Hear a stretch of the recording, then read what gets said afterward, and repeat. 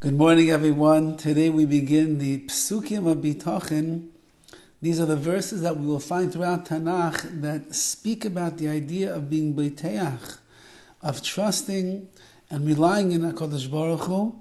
And if a person has these verses in their back pocket, as we would like to say, which means that whatever situation a person finds themselves in, instead of letting those annoying thoughts of anxiety and worry and fear creep into their mind and take over their thought process, rather they need to combat those with psukim, with verses like this, because these psukim that we're going to learn and we'll try to understand in a little bit of depth, they are the antidote to all of the fears and the worries that you have in life.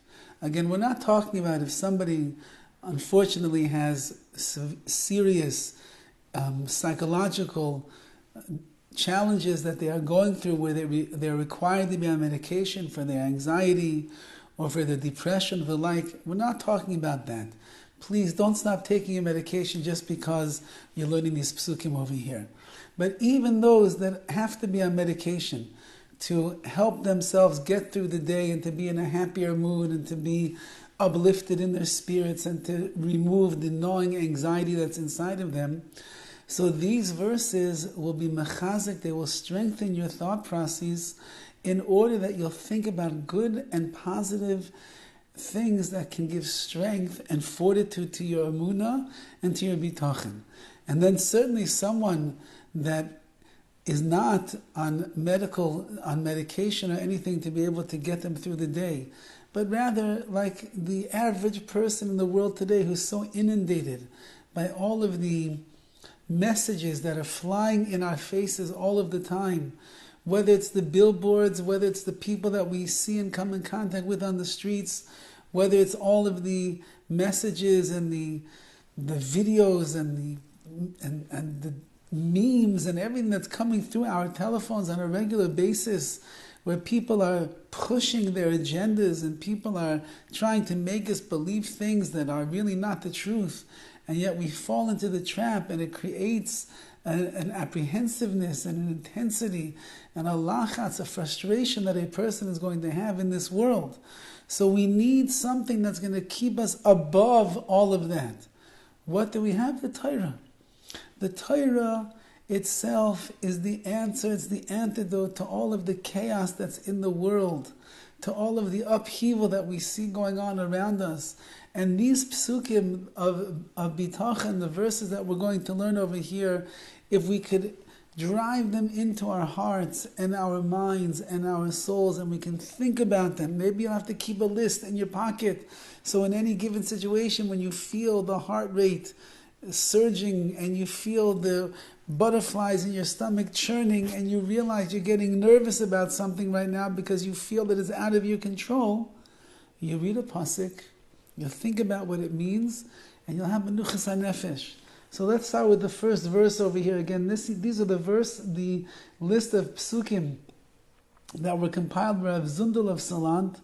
Rav Zundel was one of the gedolim of his time in Lithuania, and he was the Rabbi of Rav Yisrael Salanter, who is the father of the Musar movement. So we're talking about a very great spiritual person whose life was enmeshed in Musar and Hashkafa and Yiras Shamayim and closer to Hashem. And he quotes over here a pasuk in Tehillim, and it says, Ani shachafti va'ishana. Dovid HaMelech says, I lay down and I went to sleep. Hikitzaisi, and yet I woke up. Ki Hashem yismecheni, because Hashem supports me. Now, if there's anyone that we can learn about Bitachon from, it is Dovid HaMelech. Dovid HaMelech was the man with the most plagued life that a person could imagine. Chased by enemies, accused of wrongdoings. He was ashamed and he was blasphemed, and all his own children rebelled against him, his kingdom rebelled against him, his soldiers rebelled against him. He was under heat and under pressure constantly. He was running for his life. He got sick in the wilderness, and he had to hide out in a cave, and he was thwarting off the efforts of those that wanted to kill him and destroy him. He went through shame and embarrassment and pain and sickness and frustration. And this is the biggest tzaddik of the generation. He was the melech, he was the king over Klal Yisrael. Nevertheless, he had a life of hardship beyond belief. It's one of the reasons he wrote Tehillim. Could you imagine a person who has such a difficult and hard, challenging life, and yet he writes the words of Tehillim, which are the zmiros, they are the songs that David's neshama sings out to Hashem, thanking him for everything that he has. So here we have a case in Tehillim where he has a son, Avshalom, and Avshalom has become the very rebellious son. He's turned on his father and his kingdom, and he wants to overthrow his father and kill him and destroy him and take the throne for himself. And Avshalom is on his tails. And he was advised of exactly what he should do in order to usurp his father and to catch him and be able to kill him if he wants to and be able to take the throne. And Dovid HaMelech was well aware that he got very good advice. And David's days seemingly were numbered, the time was running out. And yet David says, worry. Why should I worry about what my son is going to do? HaKadosh Baruch Hu runs the world. The Rabbi Nishayim is in charge. And guess what? It's time to go to sleep right now. And I'm tired. I've had a long day. My son's chasing after me. He's trying to kill me and destroy me and take away my throne.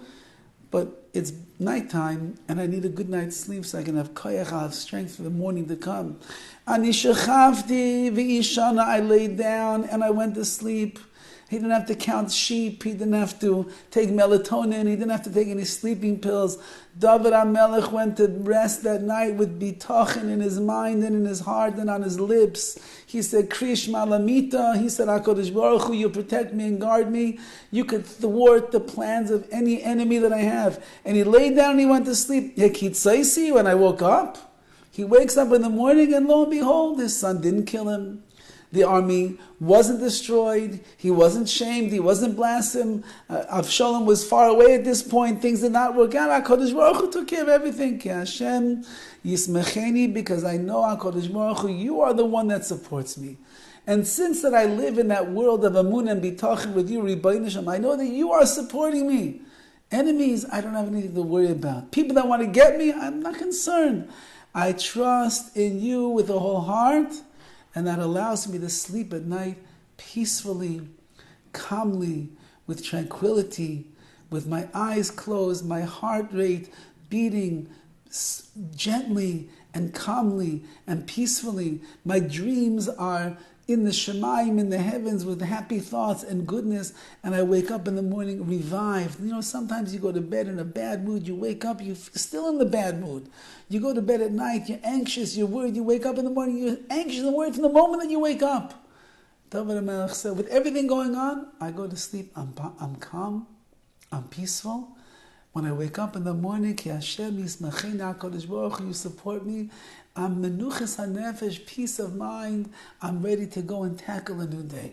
We should be zeichem yirtzeh Hashem to take these words of Dovid HaMelech to heart and to realize that in reality we have nothing to worry about. We can sleep peacefully at night because Hashem yismacheni, Hashem supports me.